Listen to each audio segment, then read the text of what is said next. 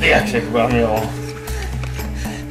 Minä oon se Peikko tuolta sängyllä. Sinua on 25 vuotta pelotellut, hyppinyt sängyn ympärillä, näyttänyt varjokuvia ja kaikkia. Olet pelännyt kovasti, mutta nyt alkaa riittää.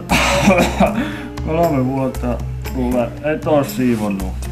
Villakoiria tuolla, minä tunnetusti, siellä tiedät, että minä oon ollut koirille allerginen.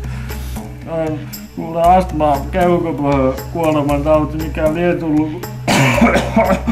Ihan hirveä pyörä. Ei tämä enää ole kiva näin.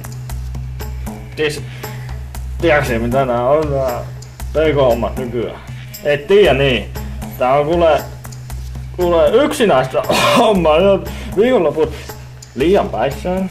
Ihan nämä pomppii täällä lähettää kaikkia pahimpia kauneuksia ja siellä on siitä makkaa, ei mitään sammunut olet. Ja toinen vaihtoehto on se, että tuut niin myöhään kotia, että yksin täällä olen ollut jo kauan ja kauan sitten lähtenyt kotia vaimon tykö kuule itkemään, kun ei töissä saa mitään, ajoin kauhia kuule.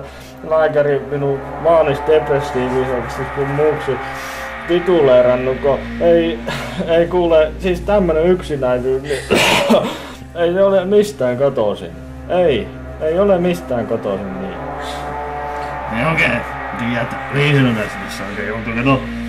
Karvatkin lähtee, stressi tullut niin paha lähtee, karvat kato. Ei oo rinnassa mitään, ei mitään. Naamassa on vielä hyvin pysynyt, mutta tavallaan siinä paleltuu kooliaksi ja alkaa minähän voi vielä. Mitä?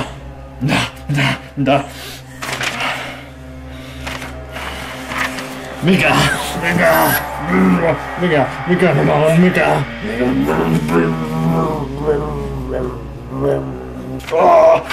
Nyt loppu.